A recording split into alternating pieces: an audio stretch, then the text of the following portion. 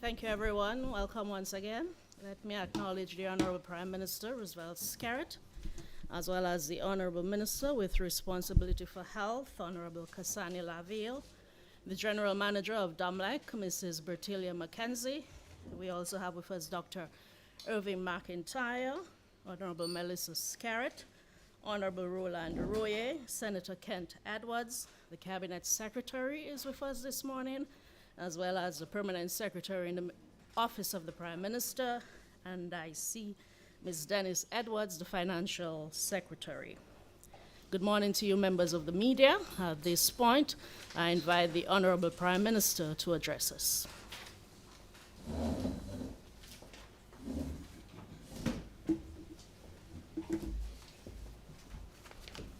Morning, everybody. Morning, press, and all listeners and viewers.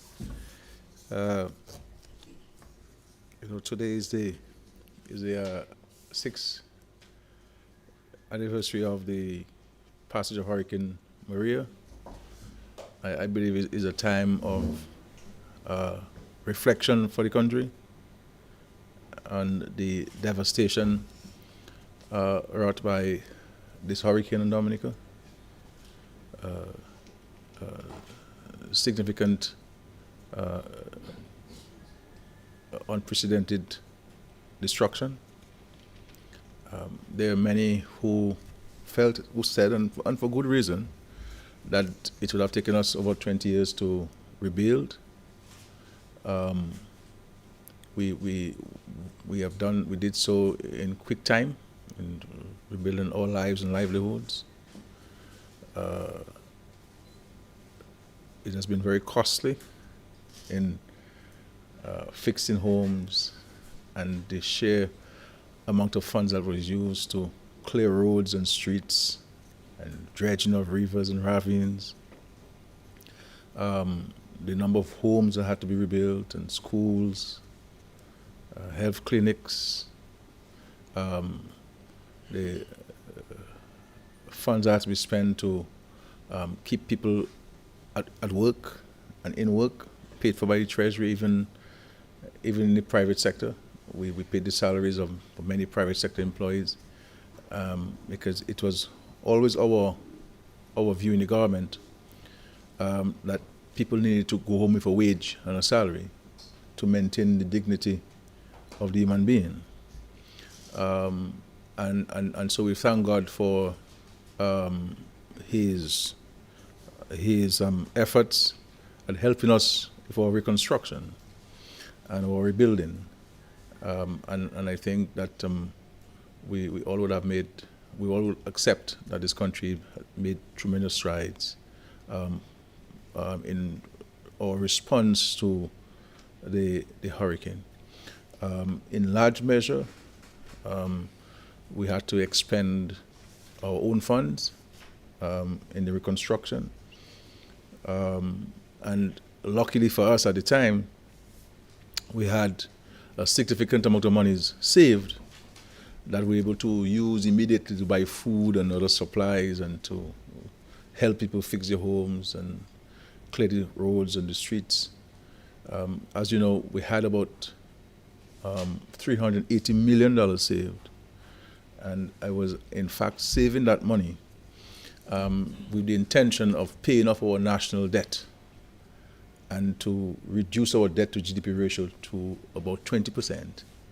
And the intention was to force the government now that all of what we're paying for debt, that would still be continued to be paid and paid into a special account, so that we always had savings that we could use in terms of natural disasters or to help the economy to withstand external shocks. But obviously we had to use those funds to help people at a particular time. And then we had over $200 million also saved for the construction of the international airport. As you know, we were saving $5 million US every month. And those funds had to be used, and we waited for a long time before we used them. But we eventually had to use the funds to help so many families who were impacted by the hurricane. So we had about $600 million saved. at the time of the hurricane, and this is what we're able to use to front load the reconstruction efforts in the country. And so I want us to be in a prayerful and reflective mode in the country. That sometimes we, when these disasters come by, we concern, and we're each other's brothers' keepers. But once the situation subsides and we're back to a sense of normalcy, then we go back to our ways of appearing to be divisive and divided among ourselves. So the reality is hurricanes are going to come more frequently and more ferociously. That's what the science is saying. And this is why we take our call for the developed world to do more in responding to the impacts of climate change on us. They have made promises in the Paris Agreement. Every COP summit, there are promises made by the developed world. We started off many years ago with they saying, well, they needed to provide us with grants to build mitigation against storms and to build resilience. Then they moved to saying loans, and they moved to green bonds. They moved now to saying that the private sector will do investments. I'm not sure which private sector firm is going to build a sea defense wall or to build a hospital for governments. And really and truly, the developed world is not living up to their expressed and agreed promises. And so we go into COP28. So you tell you how many COP meetings that we've had. And we go to COP28 in December in the United Arab Emirates in Dubai. And every time a COP conference comes up, summit comes up, we ask ourselves, should we go? Isn't that a waste of money to go? But you can not give up on fighting against an injustice. If our forebears were to say, well, too many people died in attempts for emancipation, and therefore let us just agree that we will remain slaves for the rest of our lives, we will not be here as free black people or free people in the world. And so it's an injustice that we have to continue to fight. What I always say to Caribbean people in particular is that this must not appear to be a fight only for the government. We must recognize that it must be a fight for all of us to play our part.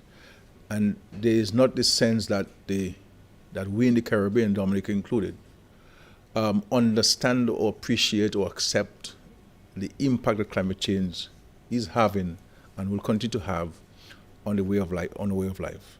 And therefore, it's important for us to lend our voices in calling on the international community to play their part in addressing the issues.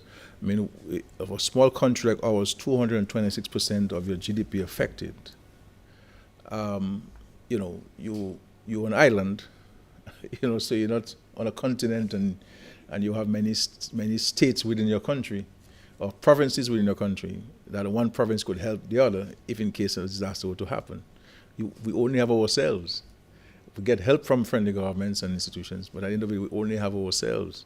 And therefore, it's important for this fight not to be seen to be a government fight, but a fight for all of us to be part of, because this is one of the existential threats to us as a nation. And so I will let us take this moment to reflect on where we were on the morning of September 19, when we woke up to the reality of the impact of the natural disaster, Hurricane Maria, on us. Many gave up, knowing that all of what they worked for was washed away and blown away.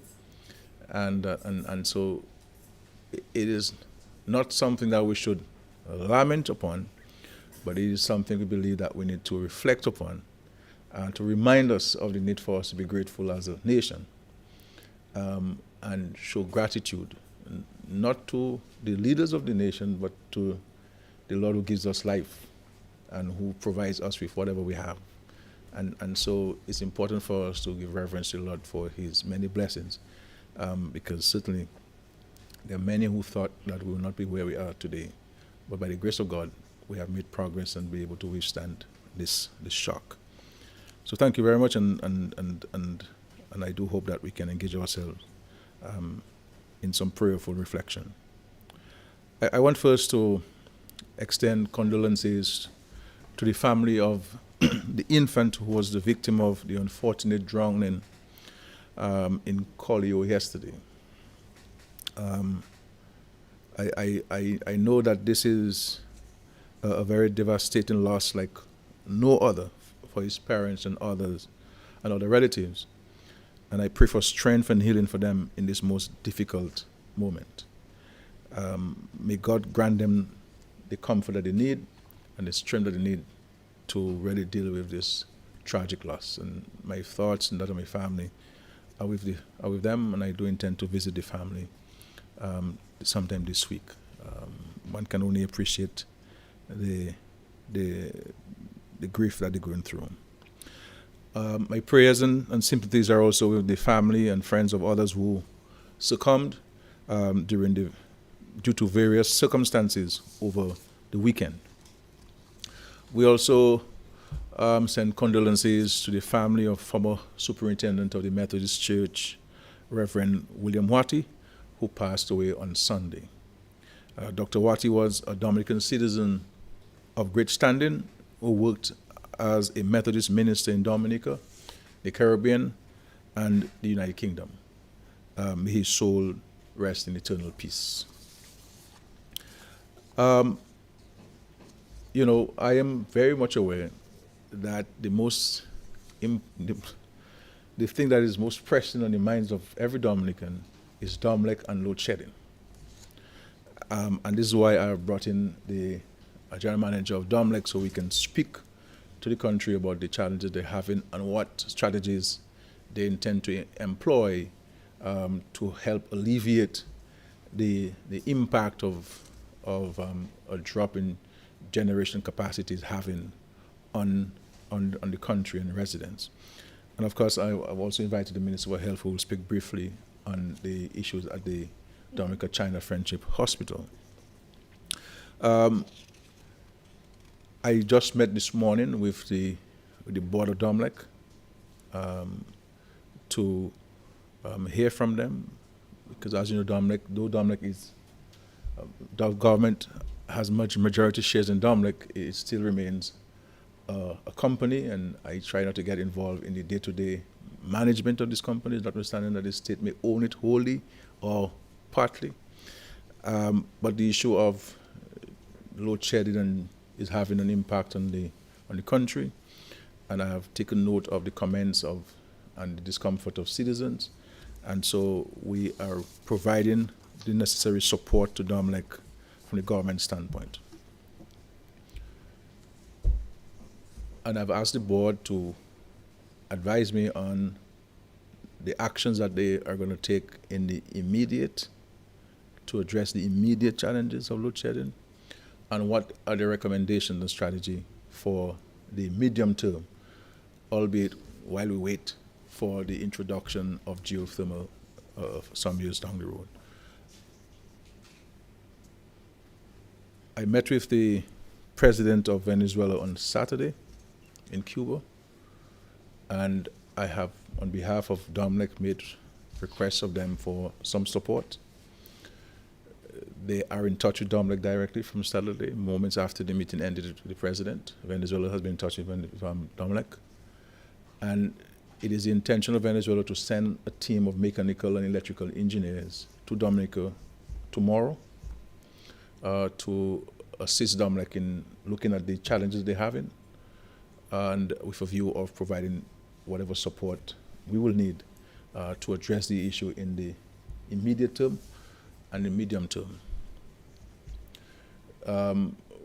We also discussed with the board and management of Domlec the issue of the procurement of new generators for Domlec to address the situation in the medium term, because I'm sure the general manager will tell you that some of the generators are old, and therefore we need to address this matter in in a systemic and constructive manner. And so the manager will speak to these matters, but it is an issue that is taking up my time, rightly so, and I'll be meeting with the board on a regular basis to receive updates from them to ensure that we can arrest and address the situation of load shedding that's taking place. There are some strategies that DOMLEC will be employing, and I will leave it to the general manager to speak to those technical details.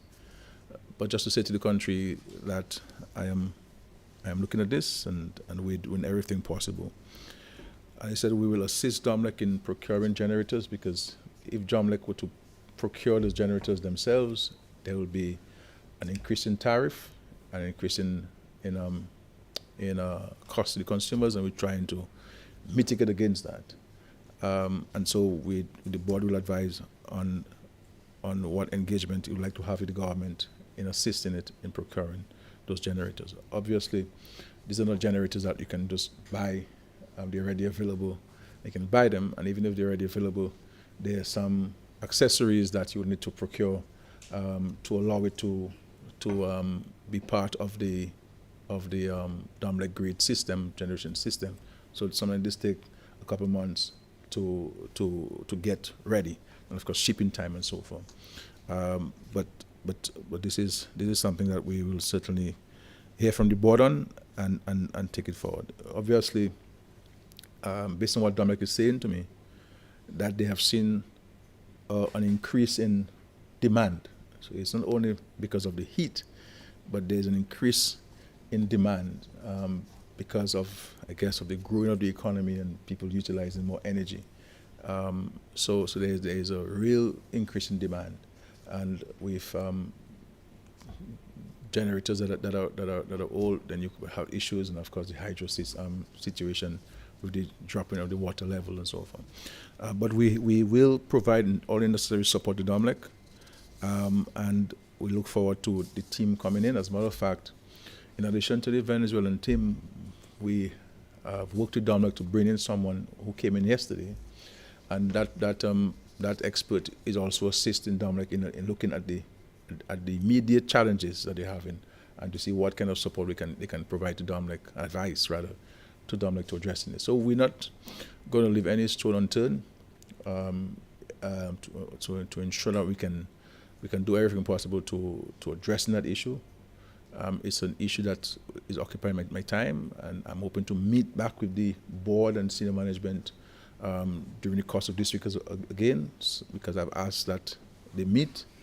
I met with them last week, and I've asked them to meet again this week, so that they can take some firm decisions insofar as what the government can do. Because I don't want to assume the management of DOMLEC. I am here to assist from the government standpoint to addressing the situation confronting the country.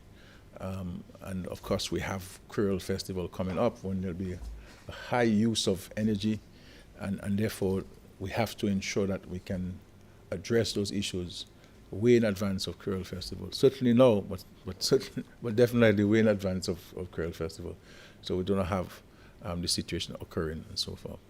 It is not necessarily a straightforward issue, so I don't want to give anybody the impression that it's a straightforward issue. But every effort will be made to address this issue. So I ask the country to have some patience for the next few days while we work out the challenges and overcoming those challenges. There are many other issues I would like to raise with you, but I believe this is the main issue confronting Dominicans. I wanted to speak to you about the Citizens by Investment Program and some additional actions we're taking. For example, with the engagement of an international firm, accounting firm that we're hoping to conclude negotiations with and sign an agreement with, to come in to do a comprehensive audit of our program, among other actions that I'd like to share with you.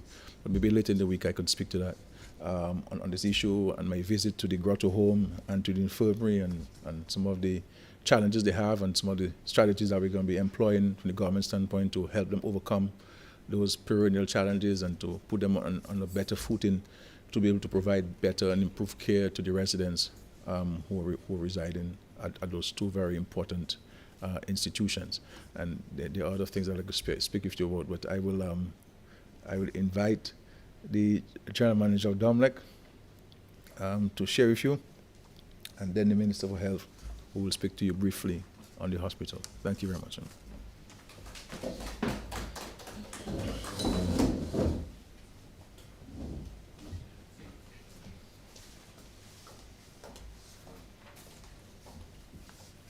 Honorable Prime Minister Roosevelt Skerrit, Honorable Kasani Laville, Honorable Minister of Finance, and other ministers present, the Financial Secretary, the Cabinet Secretary,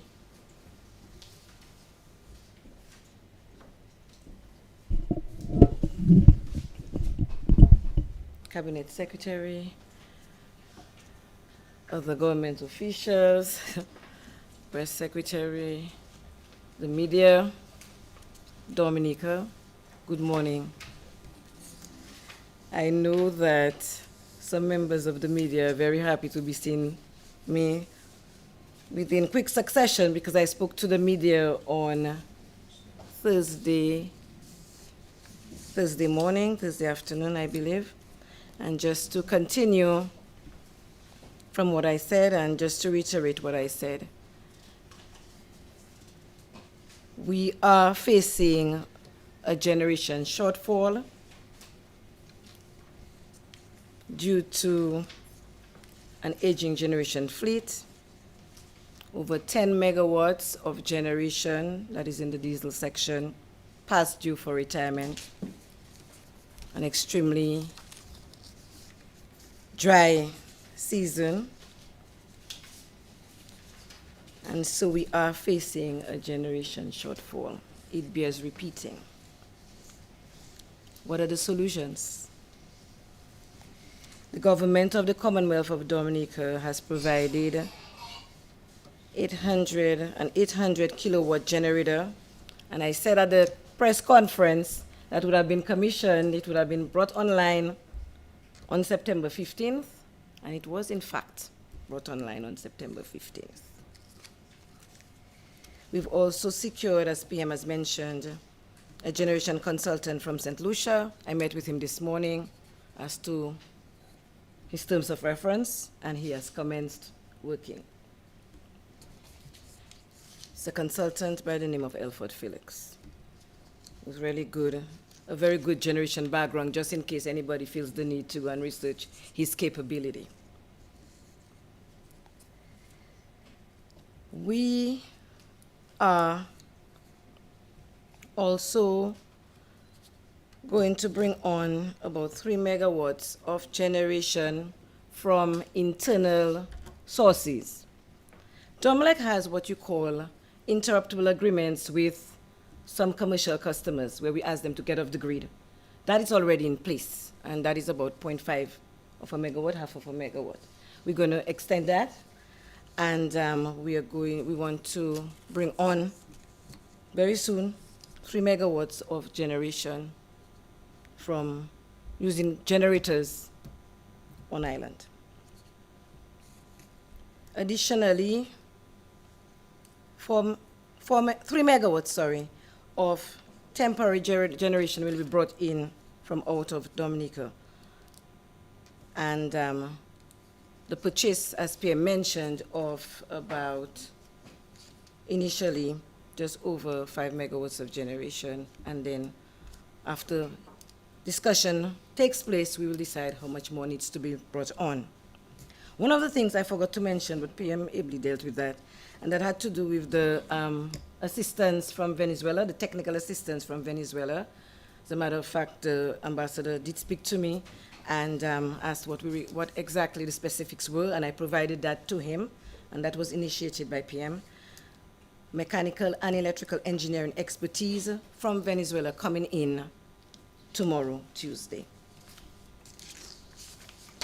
And so we're not just not doing anything, a lot of stuff is happening.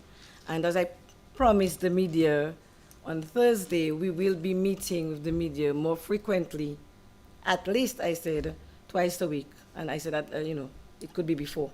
that we'll be meeting with the media to keep them apprised of what's going on. And so basically that's what I have to share at this point, and at the right time, well, through you, I'll take the questions pertaining to DOMLEC. Yes. Thank you, Mrs. Mackenzie, for the update on what DOMLEC is doing to address the very current and pressing issue. As she said, after we've heard from the Minister for Health, we will open the floor for questions, and you're free to follow up with Mrs. Mackenzie. So at this point, I welcome the Honorable Cassani Laville. He's the Minister for Health, Wellness, and Social Services, to provide us with an update on operations at both the main hospital in Goodwill and the Marigot Hospital.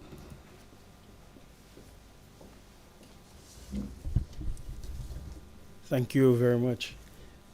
Honorable Roosevelt Skerrit, Prime Minister, Cabinet colleagues, senior government officials, the media, listeners and viewers on various platforms, Dominicans, all of you, blessings and good morning. Let me also, in the same spirit as the Honorable Prime Minister this morning, let me recognize the strength and the resilience of the good people of this nation. After, well, on the anniversary of Hurricane Maria, it is through these moments that our character, our strength, and our resolve is truly tested. And we have proven a few years later, certainly, that we are indeed a virtuous people and government. It is my pleasure to report that the Marigot Hospital is now opened. Delivery of services under Phase 1 commenced on Monday, September 11th, 2023 at 8 a.m. As part of Phase 1, the hospital offers 24-hour urgent care services from 8 to 4 and on-call services thereafter. Scheduled specialist clinics in the areas of pediatrics, surgery, internal medicine, obstetrics and gynecology, ophthalmology, and orthopedics are being offered by appointment and referral daily from 9 a.m. These clinical services are also being supported by diagnostic laboratory services, X-ray, as well as pharmaceutical support and dispensing of medication. The Dominica Hospital's authority is expected to share soon a schedule of daily clinics. The hospital's authority will also provide all contact numbers for the Marigot Hospital. However, a few important ones are reception 266-2200, the administration office 266-2201, and accident and emergency reception 266-2213. Just for the first week, numerous patients visited the hospital for specialist appointments, and several accessed the 24-hour urgent care facility. Besides the clinical and nursing staff, the hospital is run with support staff such as domestic workers, orderlies, radiographer, pharmacists, and maintenance technicians. We are also pleased to have the presence of police officers as security. The Marigot Hospital will be formally commissioned on the first week of October with an official ceremony. The government is pleased with this significant milestone as it reflects our unwavering commitment to the well-being of our citizens. We are dedicated to ensuring that everyone has access to quality healthcare, and the reopening of the Marigot Hospital will significantly improve access to healthcare in that region. This achievement is a testament to our government's responsiveness to the needs of our people, and we're excited about the positive impact that this will have on the wider community. I will now address at this time recent developments involving a group of medical officers at the Dominica China Friendship Hospital who reported feeling unwell some days last week. On the evening of Monday, September 11th, I was approached by a medical officer from the Dominica China Friendship Hospital who requested a meeting on behalf of a group of medical officers. I consented to their request despite having parliamentary duties at 10 a.m. the following day, accompanied by the hospital CEO and the hospital medical director. I met with the medical officers at 8 a.m. The representative expressed gratitude for a prompt response and proceeded to outline the various challenges medical officers face in a dynamic environment. The officer emphasized that there appeared to be staffing constraints among the medical officers, thereby causing an environment where those who are on duty are in turn overworked and stressed.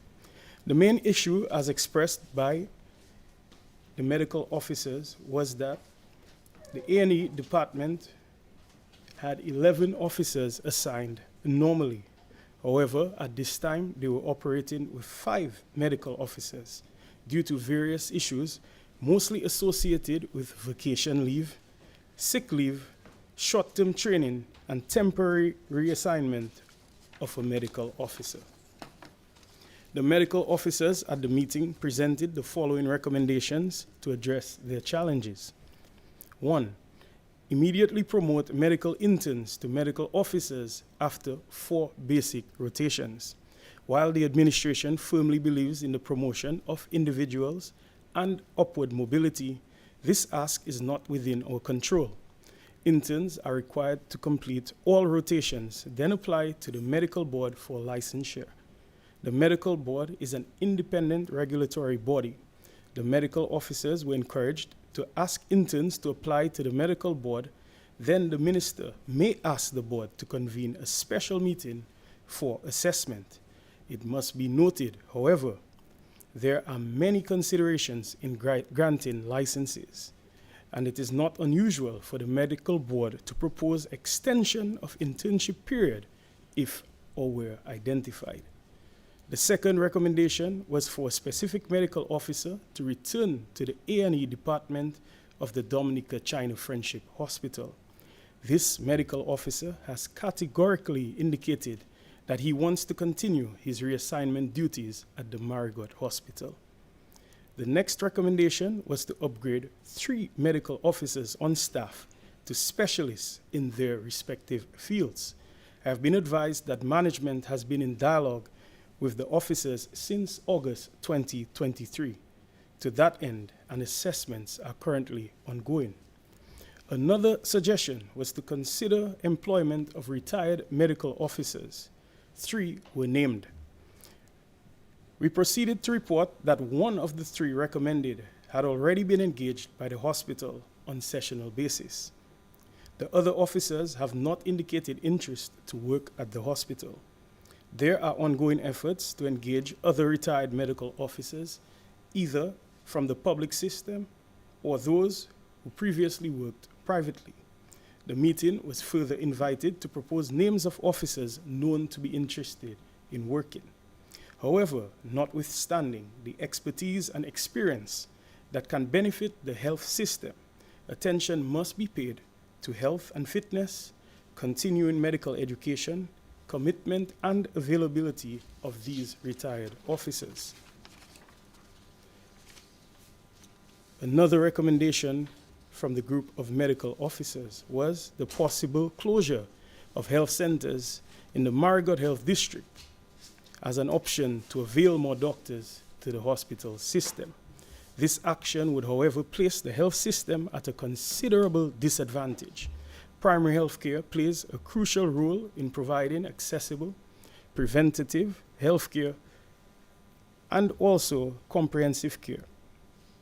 Among the many benefits of having functioning health care includes accessibility to care, prevention, and early intervention, continuity of care, and the relevant cost implications. We must always think along the lines of comprehensive health care that aims to maintain a balance between primary and secondary health care, ensuring optimal health outcomes for individuals and communities alike. Notwithstanding, we recognize there are opportunities for improving the use of resources within the system. As it stands, there is a minor cases unit embedded in the Accident and Emergency Department of the hospital. Essentially, the hospital is providing a primary healthcare service at the Accident and Emergency Department to address issues like headaches, earaches, rashes, and the common cold. That is why we are embarking on a drive to greater sensitize the public on the use of hospitals versus healthcare centers, so as to distribute traffic with more equity, decrease waiting times at the A&E department, and improve patient outcomes. In addition to these recommendations from the medical officers, we further sensitize them on other initiatives geared at improving their overall circumstance. One area was the engagement of returning medical officers and specialists. Just last week, 2 medical officers were engaged by the system. This is 1 neurosurgeon and 1 pathologist. We have been in talks with an additional medical officer who will likely commence this week. Another initiative is to increase the staff complement by fostering more technical cooperation with bilateral partners. We have been actively pursuing this throughout the year. As a matter of fact, by the end of this year, we expect to have 3 additional radiologists and 2 sonographers to support radiology and imaging. 3, the doctors were sensitized on an ongoing internal restructuring exercise.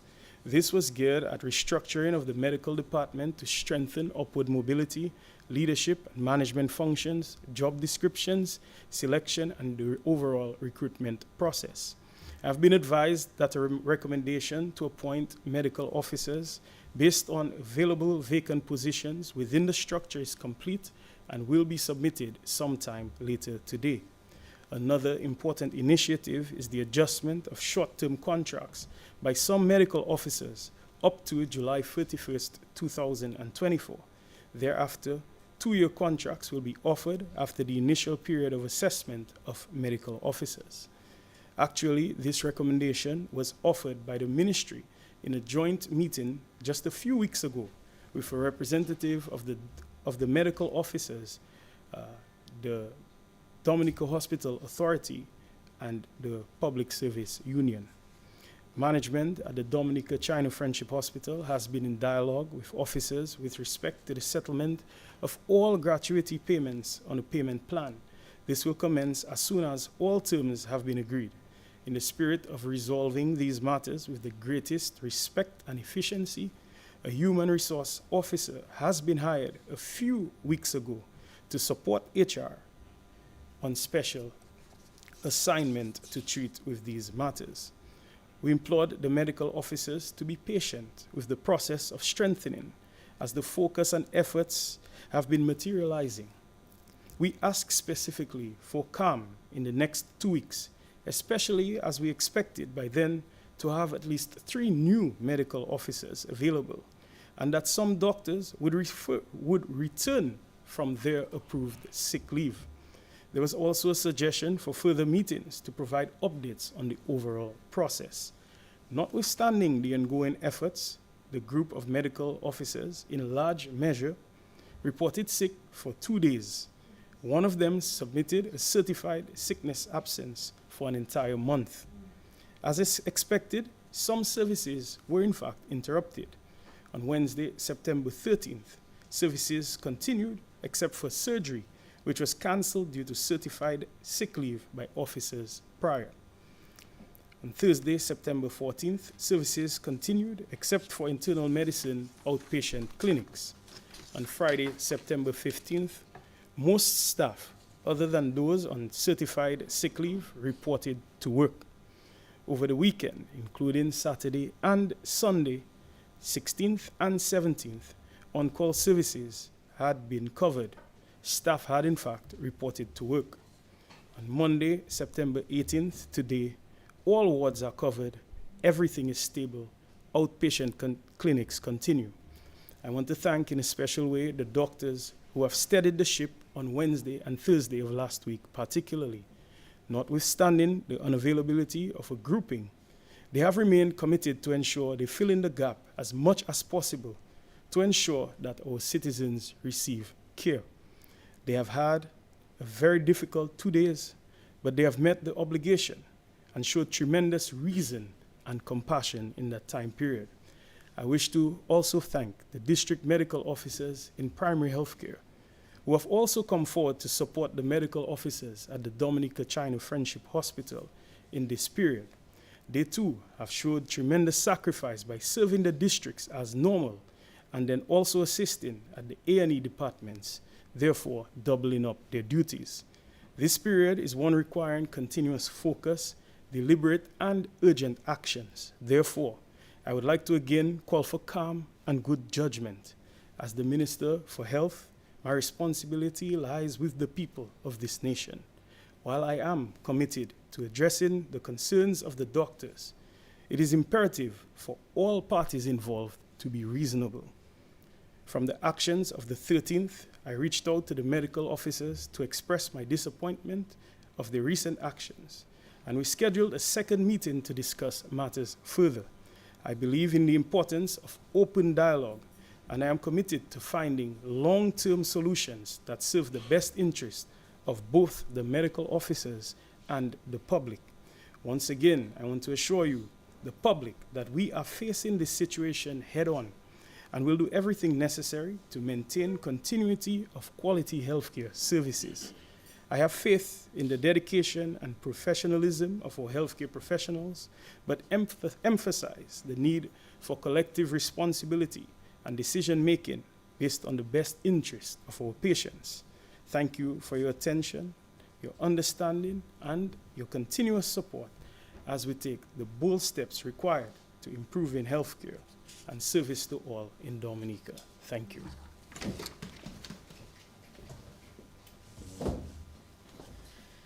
Thank you, Honorable Lavelle, for his comprehensive update and report. I'm sure Carla is quite pleased with the detail provided. I know you have follow-up questions. At this point, we're open to questions. You may pose your questions to the Honorable Prime Minister, Mrs. Mackenzie, and of course the Honorable Lavelle. Carla is already on his feet as usual. Yes, Mr. John Baptist.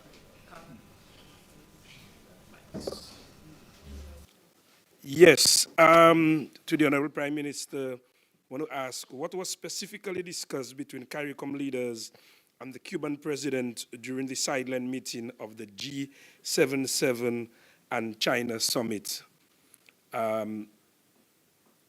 Also, we want to find out, as it relates to the IRC, what is really going on? Are they a government institution? Because the information that is forthcoming is that this seems to be the one blocking and preventing Domlec from, purchasing the generators that is so required. We need some update on that, Honorable Prime Minister. And also, the hospital is without a board. You've said a lot, Mr. Minister, but the hospital is without a board. You need to address us on that, please, sir. Thank you.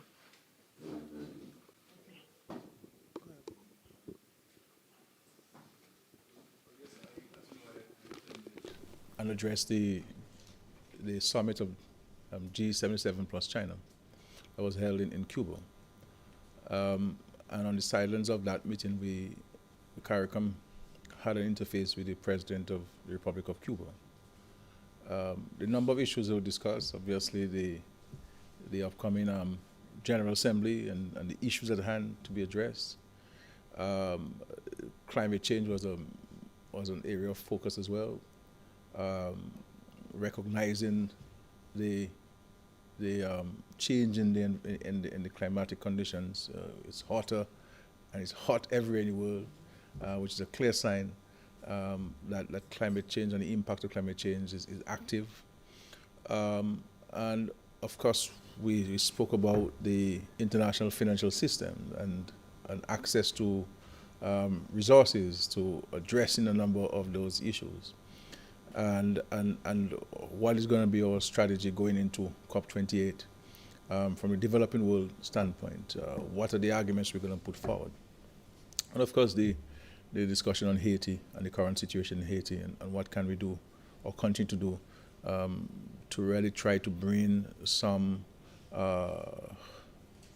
level of law and order in Haiti so that the humanitarian crisis can be addressed by being able to bring in humanitarian support. So these are some of the broad issues that we discussed with the president of Venezuela during our meeting on the sidelines of the G77 plus China summit.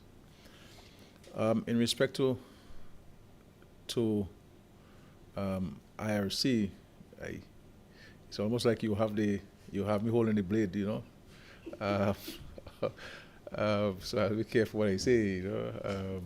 But the reality is, I know that there have been some discussions in the past between the IRC and Dominic in respect to Dominic changing his generators. And based on what I've been told, that the IRC had concerns about the impact it's going to have on consumers, and IRC may have been of the view that some of the generators could stay a little longer with some maintenance and so forth. The reality is, I personally believe, and of course this is a matter for the board to determine and for management to advise the board and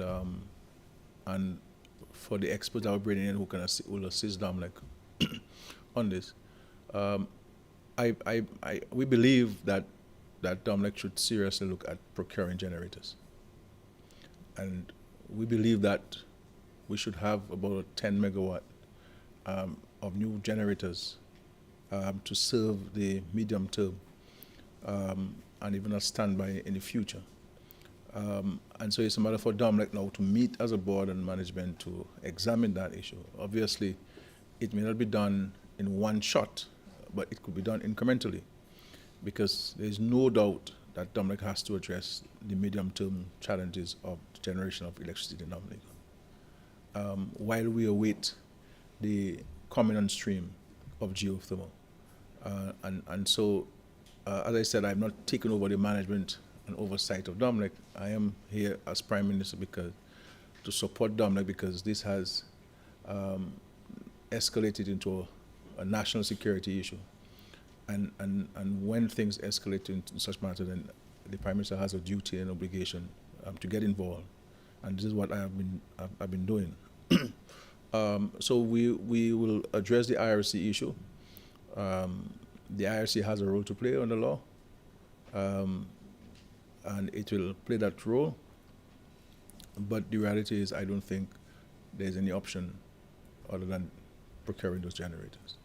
And IRC will do what it has to do, but as Prime Minister, I also will do what I have to do, because I have a greater responsibility to the country. And everybody will play their role, but we have to work on this particular issue. And just to say that, just confirm there'll be 3 experts from Venezuela who will come in tomorrow. So they've identified those persons, and they'll fly in tomorrow to join the one person who is there already from St. Lucia, who will examine the situation for us and give us some quick recommendations on how we can address the situation in the immediate and certainly in the medium term. Yeah, well, that's where my next question was coming to, in terms of the technicians from Venezuela arriving in Dominica tomorrow. I wanted to find out what will be their terms and reference as they arrive tomorrow. Are they going to be working alongside the technicians we have in Dominica? What exactly are they going to be doing? And Mrs. Mackenzie, can you assure the Dominican public that by this month or next month or before the end of the year, relief will come their way? Can you say categorically that these problems will be resolved before the end of the year? And Mr. Health Minister Cassani Laville, you've told us certain things about the situation with the medical doctors at the hospital, the medical personnel. It appears that is this a crisis that's on? Are you concerned about what is going on right now? And will that matter escalate further? Can you give us the assurance that that matter will be under control very soon? Thank you very much. I will come back stronger in the second round. Stronger than that?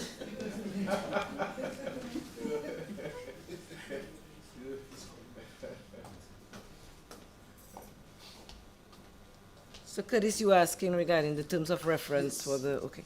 Basically what we did was to send to the ambassador the issues that we've been having with some of the units, the failures, the types of failures that the units have suffered, and the status of each of the generating units. And as I must be specific, the diesel generating units.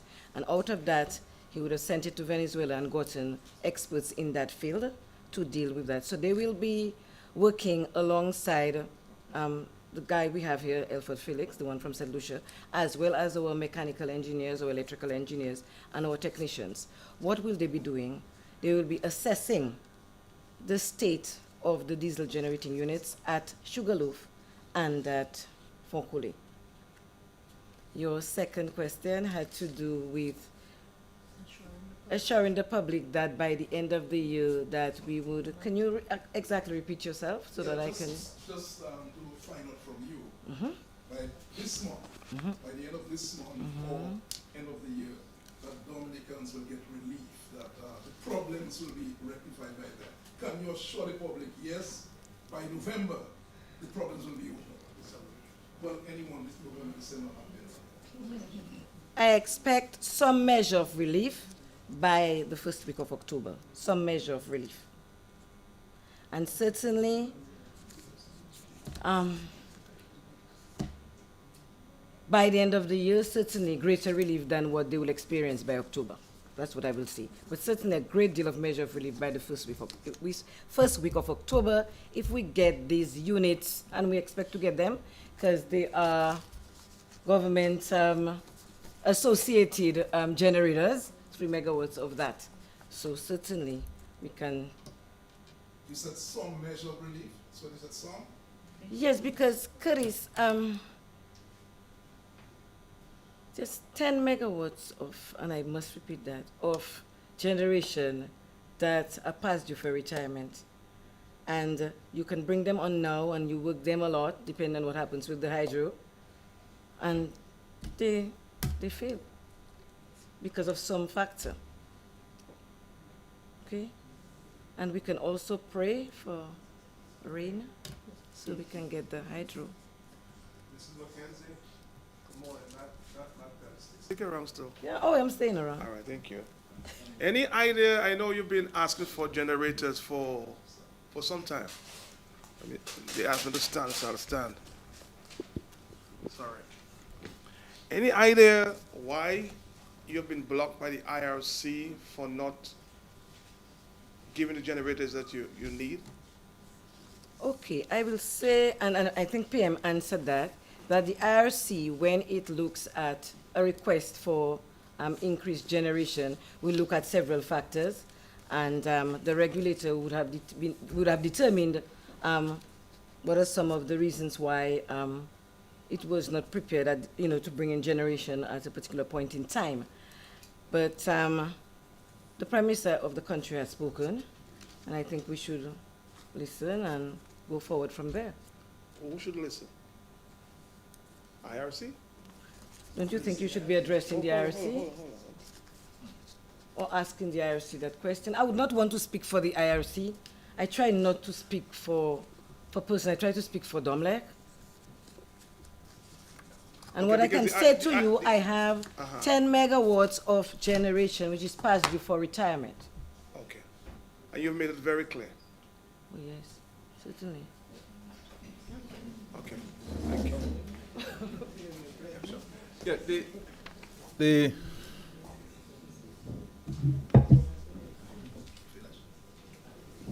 well, as Tomega said, you would have received, you'll have gotten some generation from the hydro.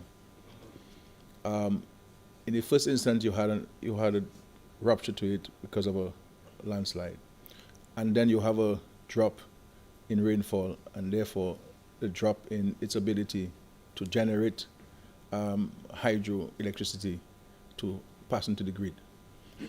Plus, you have some generators that are too old and which require regular maintenance. So you have to find a time where you can get them off the grid and service them, but you do not have backup to allow you to do that without any disruption. So what the board and management has suggested is that government has certain generation capacity, meaning it has some standby generators. So what we did in the first instance, in I believe in May or June, I authorized for Dominic to take ownership of a generator we had at the stadium, which would provide 0.8 megawatts of generating capacity. So they have taken that. Is that coming on stream? Yeah, it was brought online on Friday. It was brought on Friday because obviously they had to buy some accessories to add to it to cause it. So 0.8 has been added to this. So we have another generator at the stadium. Financial center has a generating capacity. The hospital has generating capacity. And so the intention is to get some of these state entities off the grid and self-generate so that you do not have the load on the system. Dominic has had an arrangement with private sector suppliers. So for many years, we would have utilized RUS. For many years, 10, 15, 20 years, utilized RUS. Either they generate and pass on the grid or they get off the grid so that you can address those issues of the drop when the hydro would have been affected. So there are some private sector entities that Dominic is engaging with to get off the grid, generate, and also send back on the grid as well, so that you have they self-generating, but they also supplying the grid, so you have additional capacity on Dominic. So the idea for us is, government standpoint, to provide any technical support to Dominic, is to get it is to complement or to assist the existing staff. It's not to displace them or to set them aside. It's to come in to assist them in identifying what can be done in the immediate to help alleviate the load shedding situation, if not eliminate it completely going forward. So if you give us a few days, let the team come in. Work has started. The first gentleman who is there. The Venezuelans will come in tomorrow, God's willing. They'll be working 24 hours a day to look at the situation, what needs to be done. Once we get those recommendations from those teams, then Dominic will seek to implement those recommendations to alleviate the situation in the immediate. Now, in the medium term, it is clear that generators must be purchased. I had already given Dominic the go-ahead to order a 2 megawatt based on their advice and so forth, as the majority shareholder, megawatt. And so we will we prepare to assist Dominic in the procurement of some of the generators. Once all of the technical details are dealt with, and of course, I met with the board this morning, and I've said to the board that they need to the board needs to meet and to take a decision on what needs to be done in the medium term to address the issue. Then we can have a conversation because there's a board, Dominic is a company, and so forth. So we are here, and I am here as Prime Minister to assist Dominic in addressing the situation of generating of electricity in Dominica. And so we are working on all fronts. I can also tell you that I made a request of 20,000 barrels of diesel from the government of Venezuela. And all efforts are being made to have those sent to Dominica, so that that can be made available to Dominic if Dominic wants to buy it at a lower than market rate, so that the cost of energy to consumers remain at a lower rate and not increase. So once we get the report from the Venezuelans, I believe that we'll be in a much better position to determine the issues there and what needs to be done, what additional action needs to be taken to ameliorate the current situation in America.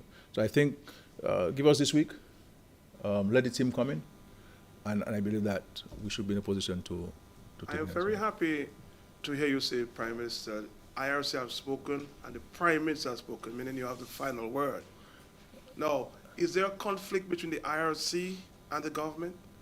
There's no conflict. Because I hear the word Independent Regulatory Commission, which it means that they're independent.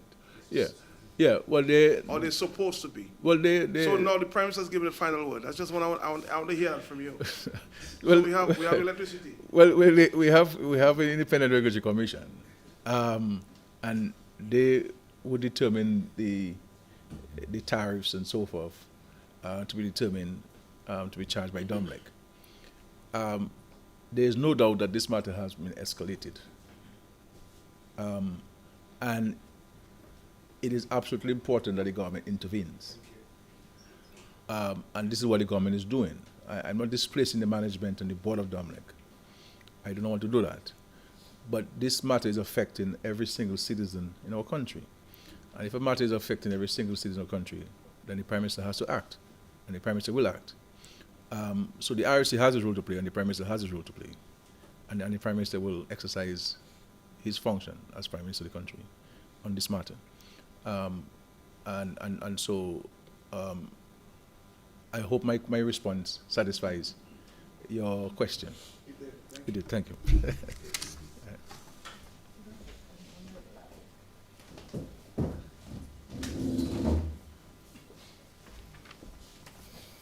Thank you. I think, Carla, you